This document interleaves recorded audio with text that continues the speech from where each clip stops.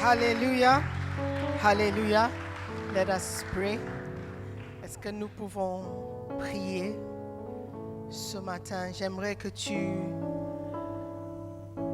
invites la présence du Saint-Esprit, car c'est lui qui fait la différence. Nous ne sommes pas venus à une salle de classe, nous ne sommes pas venus à un programme pour nous distraire. Nous sommes venus à la rencontre de Dieu et de son Fils Jésus-Christ. J'aimerais que tu parles au Saint-Esprit ce matin, qu'il prépare ton cœur pour recevoir la parole, que tu ne sois pas distrait par quelqu'un qui est à côté de toi, ni par ma personne, que vous puissiez ouvrir votre cœur pour recevoir la parole de Dieu. Alléluia. Donc, prie ce matin, invoque ton Dieu, invoque ton Dieu ce matin. Il va t'enseigner lui-même, il va te parler lui-même. Alléluia. Père éternel, nous te disons merci pour ces moments. Merci pour ce que tu as déjà accompli dans le cœur de tout un chacun. Je prie que pendant ces minutes, ces quelques minutes que nous allons partager ta parole, tu vas te révéler à quelqu'un.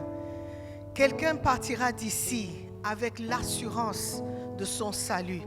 Quelqu'un partira d'ici assuré de sa place au paradis. Merci Seigneur de m'avoir choisi encore ce matin pour prêcher ta parole. C'est un privilège pour moi.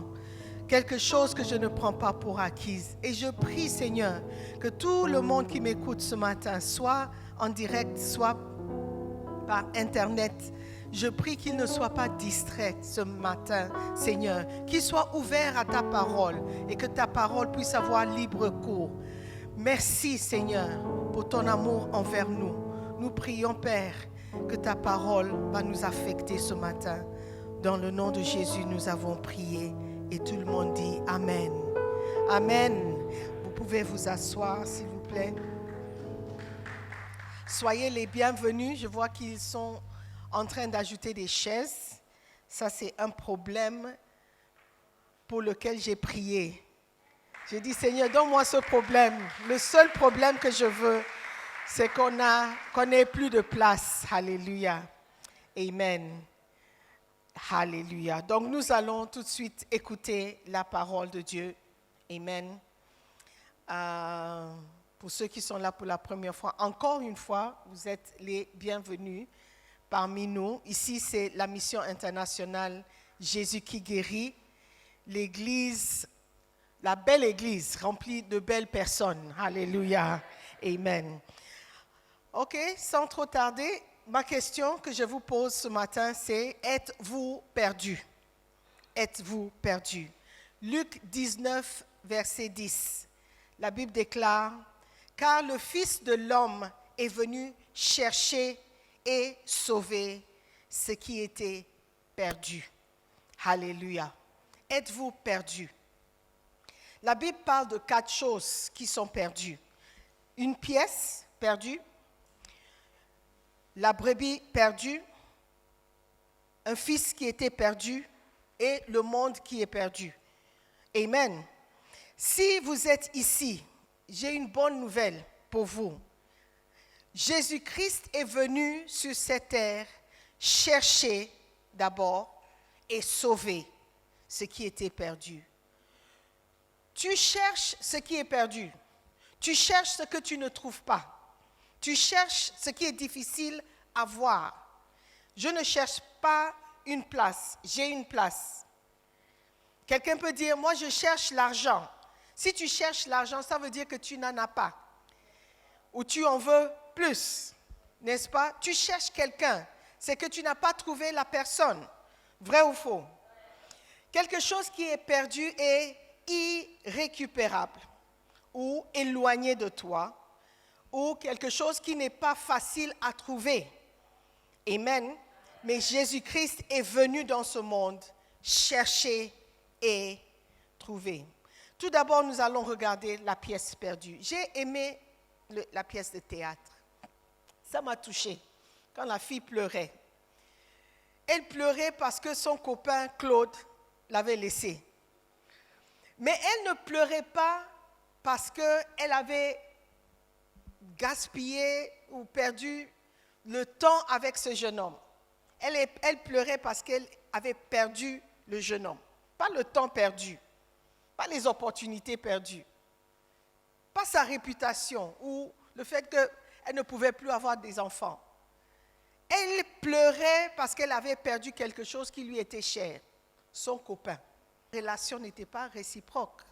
Le jeune homme, lui, il n'a rien perdu en partant et en quittant cette fille. N'est-ce pas?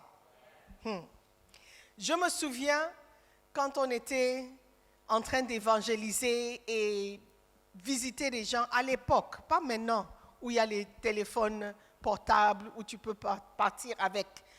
Tu peux aller quelque part, tu ne connais pas le chemin, tu appelles seulement, tu es où? Envoie-moi your localisation, GPS, tout de suite, Google Maps, tu trouves. Hier, j'étais quelque part, je ne connais pas l'endroit, mais je suis arrivée, pim, comme disent Gladys, parce que GPS m'a aidé. Mais à l'époque, il n'y avait pas cette facilité de trouver les choses ou les endroits. Tu appelais quelqu'un ou tu parlais avec la personne, elle donnait une carte dessinée à la main pour dire que tu vas à gauche, à droite, il y a un kiosque et devant le kiosque, il y a quelqu'un qui vend le kenke ou le wache. Et puis, le kiosque est bleu. Mais le jour où tu vas, le matin même, ils ont peint le kiosque et c'est maintenant vert. Et la vendeuse de kenke n'est pas venue. Donc tu es là, tu es embrouillé. Je pars à gauche, je pars à droite. Tu regardes la carte, là où elle a mis une route, il y a un caniveau et tu es perdu. Donc ce n'est pas facile de trouver quelque chose qui est perdu. Mais Jésus-Christ est venu chercher et sauver celui qui est perdu. Quand on décrit quelqu'un comme étant perdu, la personne peut être perdue parce qu'il ne sait pas quoi faire. Il n'a pas de repère. Est-ce que je fais le droit ou je fais la médecine? Je suis perdu. Quelqu'un peut être perdu quand il n'a pas de famille. Un enfant qui est perdu, c'est peut-être parce qu'il n'a personne qui pourra prendre soin de lui. Lorsqu'on parle d'une pièce souvent n'a pas de valeur. Une pièce, quand tu trouves une pièce dans ta maison, si tu prends la pièce, c'est que tu es vraiment fauché et que tu as trouvé quelque chose qui a de la valeur. Mais si tu as l'argent dans ta poche, tu as des billets, le Western vient d'arriver, les billets sont fraîches, ils t'ont donné des billets de 100. Bien qu'il n'y a que 3, mais ce sont des billets de 100 dans ta poche. Tu es content. Quand tu vois une pièce, tu vas juste, oh, les pièces, piétiner. Mais un jour, tu vas chercher cette pièce avec ferveur et avec du sérieux. Non, j'ai vu une pièce quelque part. Tout d'un coup, cette pièce a de la valeur. La Bible dit, dans Luc 15, verset 8, ou quelle femme, si elle a 10 drachmes ou 10 pièces, et elle en a perdu une, n'allume pas une lampe, ne balaie la maison et ne cherche avec soin jusqu'à ce qu'elle la retrouve. Lorsqu'elle l'a retrouvée, elle appelle ses amis et ses voisines et dit, « Réjouissez-vous avec moi, car j'ai retrouvé la drachme que j'avais perdue. De même, je vous le dis, il y a de la joie devant les anges de Dieu pour un seul pécheur qui se répand. » Dieu nous compare avec une pièce perdue et il montre à quel point il est prêt à tout faire pour nous trouver. Nos vies sont comme si nous n'avons pas le contrôle de nos vies. Nos vies sont dans les mains des autres. Tu peux penser que tu as le contrôle, mais tu n'as pas vraiment le contrôle. Si le gouvernement décide aujourd'hui que les églises ne peuvent pas se réunir, c'est hors de Tu as contrôle. You can't do anything about it. Si tes parents décident, tu vas retourner dans une semaine. Tu es bloqué, tu dois obéir. Donc la réalité, c'est que nos vies ne sont pas entre nos mains. Il y a une seule personne qui peut nous contrôler, qui peut contrôler vraiment nos vies. Et ça, c'est le Seigneur Jésus-Christ. Amen. Il dit, il est prêt à tout mettre de côté. Il est prêt à allumer une lampe pour te chercher. Tu es peut-être perdu à cause des choix que tu as faits, à cause des amis avec lesquels tu marches. Ce matin, j'écoutais un message avant de venir et un jeune homme donnait son témoignage. Il dit, ils étaient 4 amis dès l'école primaire qui marchaient ensemble. Ils ont tout fait ensemble et à l'âge de 13 ans, 14 ans, ils ont commencé à fumer le chanvre ensemble. Ils ont fait peut-être 4 ans comme ça, 3 à 4 ans comme ça, matin, chanvre, midi, chanvre, le soir, chanvre. À ma grande surprise, il dit dans le témoignage qu'il est allé à l'université. Je me suis dit, c'est bien que tu aies pu aller à l'université avec tout le chanvre que tu as fumé. Mais il a dit quelque chose qui m'a marqué. Il a dit, parmi les 4, il est le seul qui a été sauvé. Les autres sont devenus fous. Et ça, c'est en Angleterre. C'est même pas en Afrique. Parmi les 4, 3 étaient devenus fous. Lui seul, il était normal, entre guillemets. Il est allé à l'université. Il avait décidé, je ne mettrai jamais pied dans une église. S'il y a un mariage, s'il y a un funérail, je n'irai jamais. Je peux aller à la réception après le mariage, mais l'église, non. Jusqu'à ce que quelqu'un l'ait invité à l'université. Il avait refusé tant d'invitations, mais cette fois-ci, il ne sait pas pourquoi, il a dit oui. Et quand la personne est partie, il a dit, mais je ne sais pas pourquoi j'ai dit oui, je sais que je n'irai pas. Mais le lendemain, le dimanche, c'était un samedi d'évangélisation, le dimanche, c'est lui qui appelle la personne pour demander, est-ce qu'il y a culte demain? Ou est-ce qu'il y a culte ce matin? À sa grande surprise, il entre dans sa propre voiture pour aller chercher la personne qui l'a invité. Certains d'entre vous, on a envoyé un bus vous chercher. Mais lui, il a pris sa voiture, allé chercher la personne qui l'a invité et ils sont allés à l'église ensemble. Il était surpris. Quand il arrive, tu sais, les églises, nos églises, ça peut commencer avec 3 personnes, 4 personnes. C'est une église pour nous. Donc quand il arrive, il voit une personne derrière la batterie, 2 personnes en train de chanter, un derrière le piano. Et puis la personne que lui, il a amenée est allée faire la projection comme sage. Donc, qui est resté dans l'assemblée? Lui seul. La personne qui était invitée. Et il s'est dit, peut-être c'est une répétition, le culte va commencer bientôt. Mais à un moment donné, une des personnes qui chantait est venue prêcher et les autres sont venus s'asseoir. Donc l'église, c'était ça. 5 personnes ou 6 personnes, je ne sais plus. Et à sa grande surprise, après avoir écouté la parole, ils ont prêché sur Abraham et le succès d'Abraham. Il a donné sa vie à Jésus. Un message, je dirais, bizarre, qui n'a rien à voir. Une personne qui était décidée de ne pas partir. J'aimerais juste vous dire que si Dieu vous a appelé, il vous a appelé. Alléluia. Si vous êtes venu aujourd'hui, ce n'est pas un hasard. Ce n'est pas parce que quelqu'un a persisté ou parce que tu n'avais rien à faire. Dieu a un plan pour vous. Alléluia. Il est prêt à tout faire pour te trouver. Amen. Peut-être vous êtes perdu parce que vous avez quitté les enseignements de vos parents. Peut-être, si, je ne sais pas qui vous êtes, mais certains d'entre vous, si vos parents pouvaient vous voir aujourd'hui, ils n'allaient pas vous reconnaître. Tous les bons principes, les bonnes mœurs, tout ce qu'ils t'ont appris, tu as jeté par la fenêtre en arrivant au Ghana. La liberté, vive la liberté. Oui. Quand tu es devenu libre ou indépendant, tout de suite, tu as oublié tout ce qu'on t'a appris.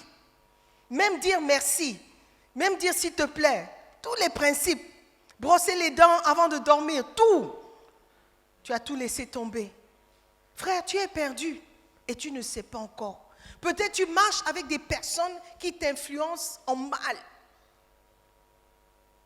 Tu es dans la confusion, ta vie est perturbée. Tu es comme la brebis perdue. Vous savez, si on te décrit comme une brebis, ce n'est pas vraiment un compliment. Parce que les brebis ont tendance à faire des choses bêtes. On dit bête comme un mouton, n'est-ce pas? Tu es bête comme un mouton. Donc si on t'appelle brebis, brebis c'est mouton.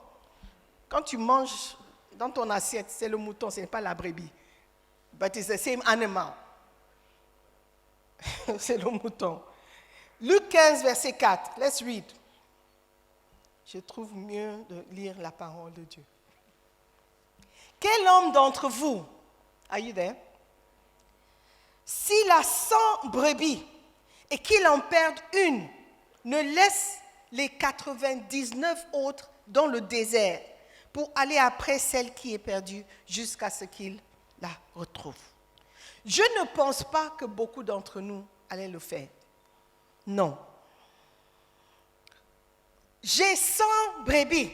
Il y a une qui a décidé de ne pas suivre les autres. Est-ce que je vais risquer les 99 autres pour aller chercher une brebis têtue? Est-ce que je vais risquer que les loups viennent chercher les 99 à cause d'une brebis qui décide de faire ce qu'elle veut, qui décide de ne pas obéir aux instructions? Est-ce que je vais tout laisser à cause de cette brebis? Je ne pense pas que la plupart d'entre nous allaient le faire. On allait plutôt sécuriser les 99. Et la brebis, bon, si elle retrouve le chemin, tant mieux. Mais si elle ne le trouve pas, bon, tant pis pour elle. Mais la Bible nous dit que Jésus-Christ, il n'est pas comme nous. Si une âme est perdue, il va tout faire pour retrouver cette âme. Je ne sais pas quelle vie tu mènes aujourd'hui. Tu es perdu. Tu es sur la voie de perdition. Presque tu es en voie de disparition. On ne sait pas comment te reprendre. J'ai une bonne nouvelle pour toi. Jésus-Christ est venu chercher et sauver ce qui était perdu. Alléluia. Amen. Tu as de l'espoir. Jésus, c'est le bon berger. Amen. Jésus, c'est notre berger. La Bible nous dit que si tu suis Jésus-Christ, si Jésus est ton berger, tu ne manqueras de rien. Alléluia. Let's continue. La Bible nous raconte aussi l'histoire d'un fils qui était perdu. Je crois que beaucoup d'entre nous, on connaît cette histoire. Le fils prodigue, dans Luc 15, verset 22 au verset 24. Dire qu'un fils est perdu peut être, il est vraiment perdu. On cherche le fils. Il y a une photo dans les journaux, enfant perdu. Ou bien perdu parce que, bon, il est désorienté. Il a pris tellement de mauvaises décisions, il ne sait pas comment retrouver le chemin pour retourner à la maison. Mais le Père dit, verset 22, le Père dit à ses serviteurs, apportez vite la plus belle robe et l'en revêtez. Mettez-lui un anneau au doigt et des souliers aux pieds. Ça veut dire que ce jeune homme qui est venu d'une famille aisée, une famille riche, si ton père n'est pas riche, tu ne peux pas demander ta part de l'héritage. Il va te gifler. Ta part de quoi? Paf, go and sleep. Mais son père était aisé. Son père avait de l'argent. Et souvent, ce sont les enfants riches, les enfants des riches qui sont un peu audacieux comme ça. Ils ont l'audace de demander, donne-moi ma part. Ta part, tu as travaillé quand pour gagner ce que tu cherches? Mais il a demandé sa part et le père lui a remis sa part. Mais quand il a tout gaspillé, quand il a tout perdu, comme certains d'entre vous. L'argent de l'école, c'est où? L'argent de la maison, c'est où? Tu es perdu? Peut-être tu as donné... Je connais une fille, quand elle est venue à l'école, son père lui a envoyé l'argent pour l'université, Maritime University. Pas une petite université, les non accrédités là, que beaucoup fréquentent. Elle a pris son argent et donné à son copain parce qu'il voulait faire un peu de business. Et le business devait rapporter gros. Et ils allaient partager ça ensemble. Vous savez, quand elle est venue me dire ça, quand le jeune homme n'a pas remis l'argent et elle ne savait pas comment dire ça à son père, c'est là où elle savait qu'elle avait un pasteur. Elle était perdue. Et beaucoup d'entre vous, vous avez commis de telles bêtises. Les parents envoyaient de l'argent, ou vous avez envoyé des messages comme quoi, oh, le landlord a augmenté le loyer. Tu sais que c'est faux. Tu sais que c'est faux. Tu dois de l'argent et tu dois trouver comment payer. Le nombre de mensonges que vous avez envoyés au pays. Hey, it's not easy. Vous êtes perdus. Vous pensez que vous êtes plus intelligent que les parents. Vous pouvez dire n'importe... Oh, je vais dire quelque chose à papa, il va m'envoyer l'argent. Et tu penses que tu es intelligent. Dis à ton voisin, frère, si c'est de toi qu'elle parle là, tu t'es trompé. Oh, tu es perdu. Le fils, il avait de l'argent. Et quand il est sorti de la maison... la Bible nous dit qu'il a gaspillé son héritage avec des femmes. Oh, brothers. Avec les femmes. Et pas seulement des femmes, mais des prostituées. Quand il a tout dépensé, c'est là où il a su qu'il n'avait pas d'amis. Quand tu as de l'argent, les gens sont autour de toi. Il y a certains amis, je ne sais pas comment ils font, mais c'est comme un radar. Dès que le western arrive, il cogne à la porte. Et frère, je passais. Ah, tu passais comment? Dès que tu finisses de préparer, coco, oh, je passais par là. Hey, il y a des amis, lorsque tu as l'argent, lorsque tu es bien, ils sont avec toi. Mais dès que l'argent finisse, l'amitié aussi finit. Comme la sœur là. Hey, je ne veux pas affecter ma réputation. Je ne sais pas comment la stérilité de sa copine allait affecter. I mean, honestly, c'est contagieux. Tu es perdu. Tu n'as plus de repères. Tu ne sais pas comment revenir. Le fils, la Bible nous dit que lui, au moins, il s'est dit, même les serviteurs chez mon père a de quoi manger. Me voici en train de manger avec les cochons. Ça n'a pas de sens. Il vaudrait mieux que j'aille chez moi, voir mon père, le supplier, de me prendre comme un serviteur. Au moins, je sais que j'aurai quelque chose à manger tous les jours. Il n'a pas seulement dit, mais il a aussi fait. Certains d'entre vous, les parents n'attendent que votre repentance. Que vous disiez seulement pardon papa, j'ai menti. Pardon maman, ce que j'ai dit n'était pas vrai. Je suis désolée. Même si tu veux que je rentre maintenant, je vais rentrer parce que j'ai commis trop de bêtises. Si vous ne faites pas ça, peut-être vous allez mourir ici au Ghana. God forbid. Mais Dieu est en train de parler à quelqu'un. Tu étais perdu, mais tu ne dois pas rester perdu. Il te tend la main aujourd'hui, une main de secours. Il dit, prends ma main. Je vais t'aider. Tu seras sauvé. Alléluia. On continue. Le Père dit à ses serviteurs, apportez vite la plus belle robe. Combien d'entre nous, si on retourne, après avoir commis tant de bêtises, nos parents allaient sortir la plus belle robe. Ils vont dire, ah, regarde comment il s'est... Va te laver. Bandit. Quand tu as faim, tu retournes à la maison. Va te laver. Reste dans la chambre. Après, on verra. Il te menace même.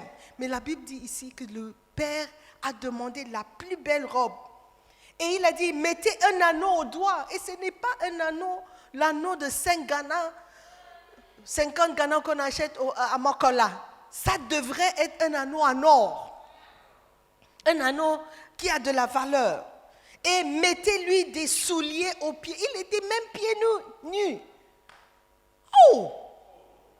À quel point il est tombé.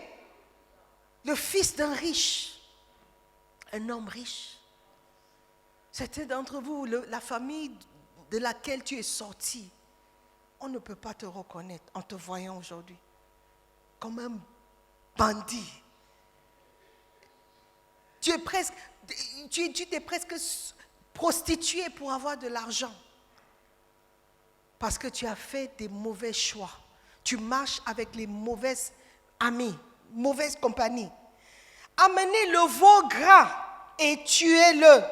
Mangeons et réjouissons-nous, car mon fils voici, était mort. Était mort, parce qu'on ne le voyait plus. On ne savait pas où il était. Il était absent, comme s'il était mort. Et il est revenu à la vie. Il était perdu. Et il est retrouvé. Et ils commencèrent à se réjouir. Lorsque tu vas à gauche, à droite, tu marches avec la mauvaise compagnie. Tu peux aller même...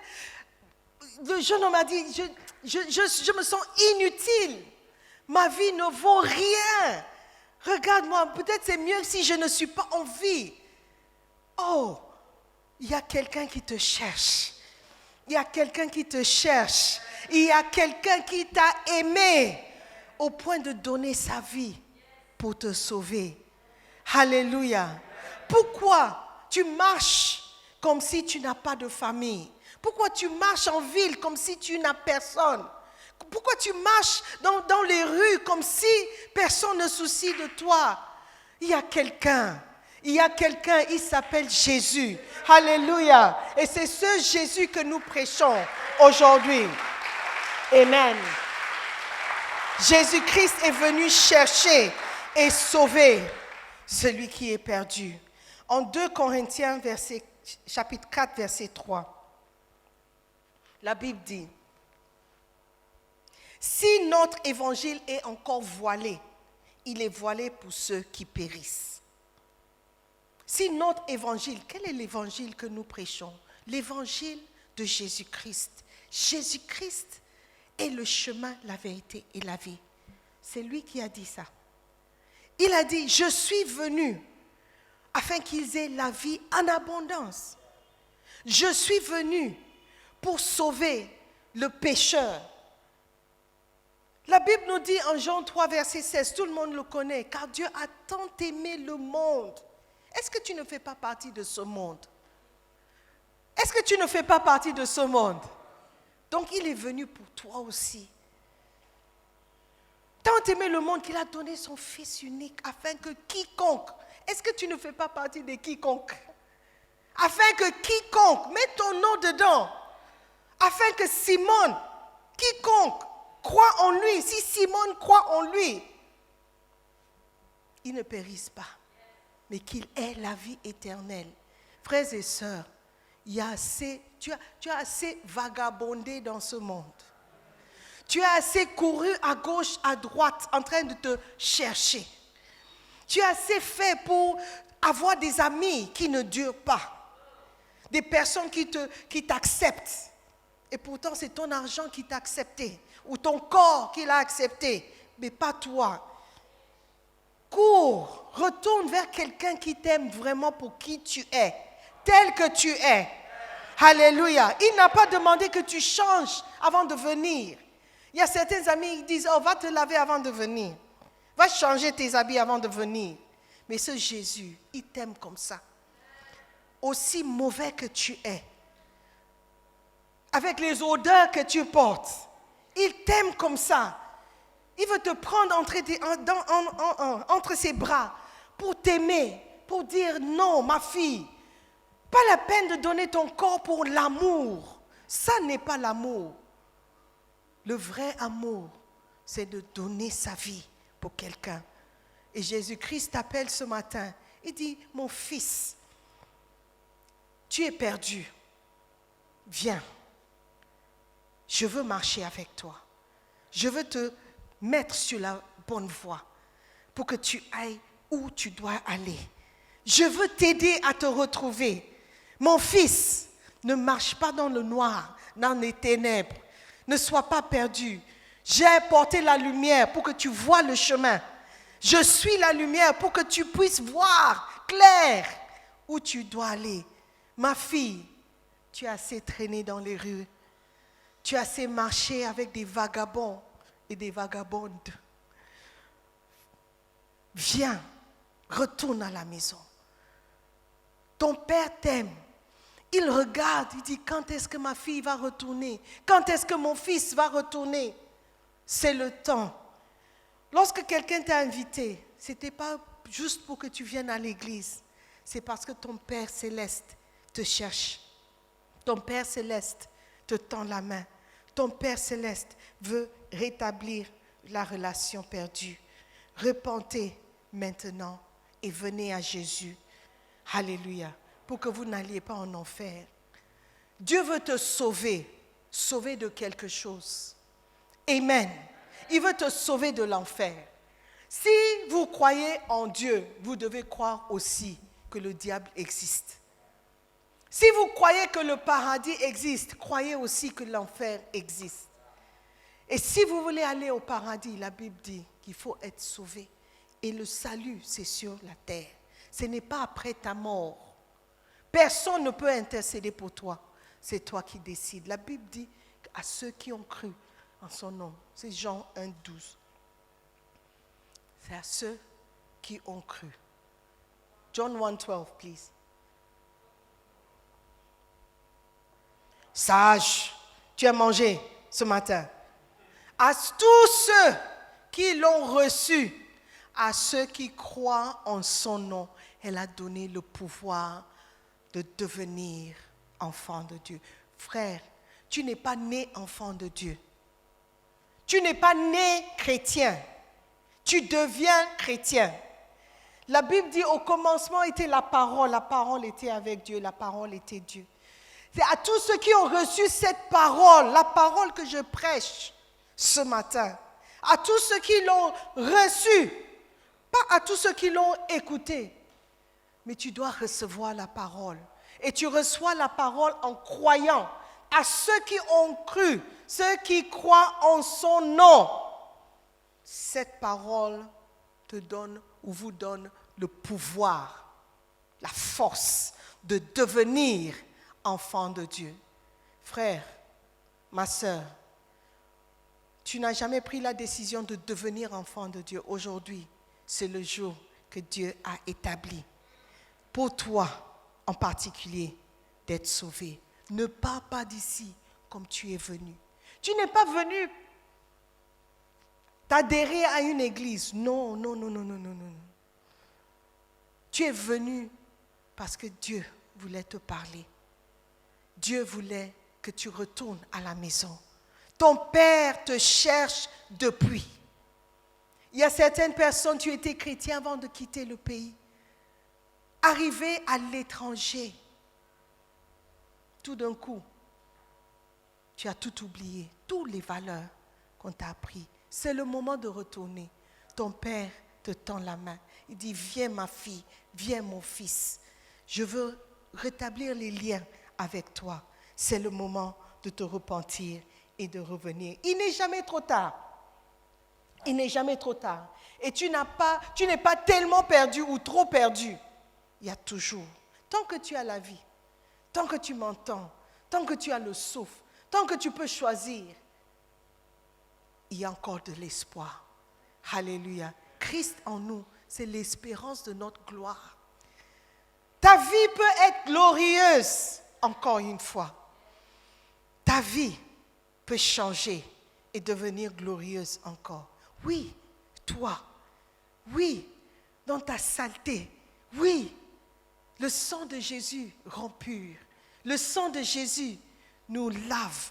Le sang de Jésus nous remet comme il faut que nous soyons. Amen. Donc frère, ne sois pas désespéré. Ma sœur, le salut est venu devant ta porte. La Bible dit que Jésus se tient à la porte de notre cœur. Il frappe. Il dit, voici, je me tiens à la porte. Je frappe. Si tu ouvres, j'entrerai. Si tu ouvres, j'entrerai. Si tu n'ouvres pas, il ne peut pas entrer. Le Dieu Tout-Puissant te donne le choix ce matin. Est-ce que je peux venir? Est-ce que je peux entrer? Est-ce que je peux te sauver? Est-ce que je peux t'aider? C'est la question. Êtes-vous perdu? Êtes-vous perdu? Voici la solution. C'est Jésus-Christ. Alléluia. Levez-vous.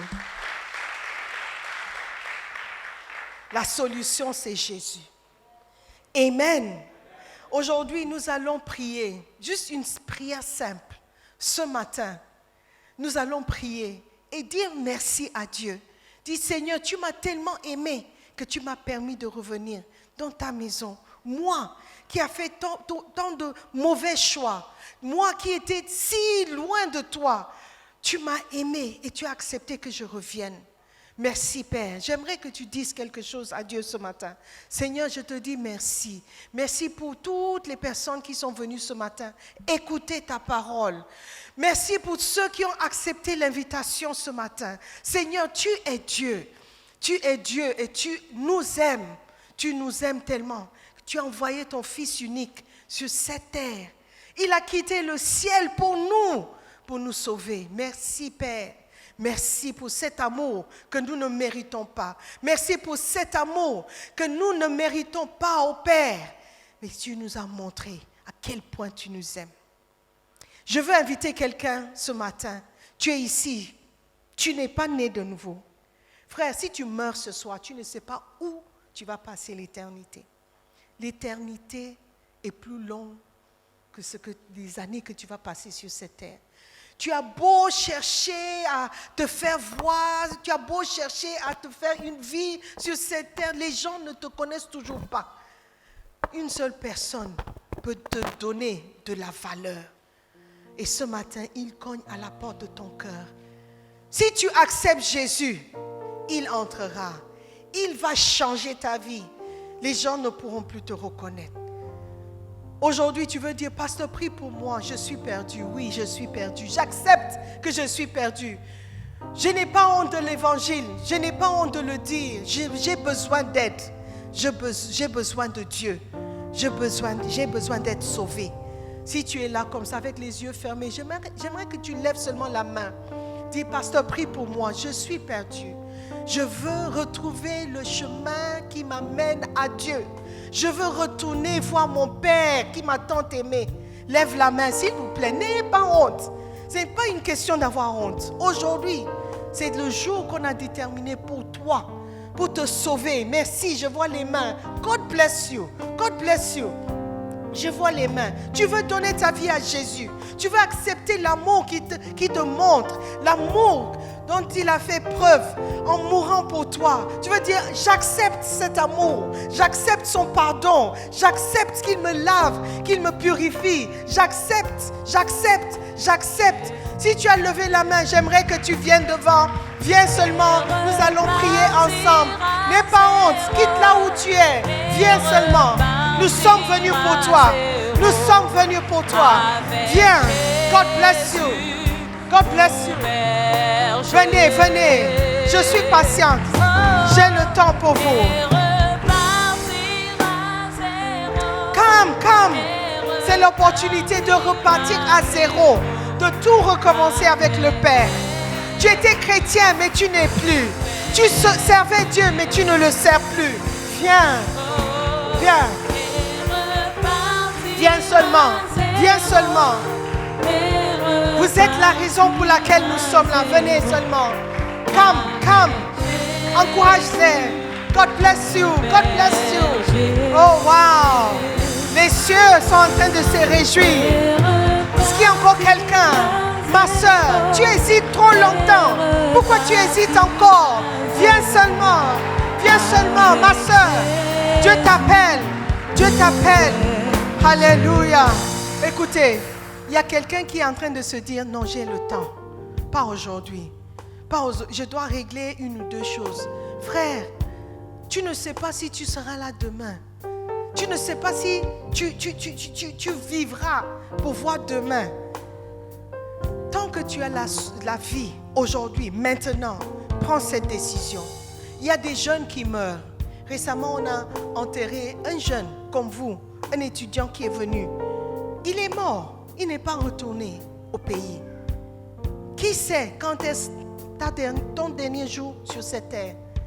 Ne prends pas les choses pour acquis, c'est le temps.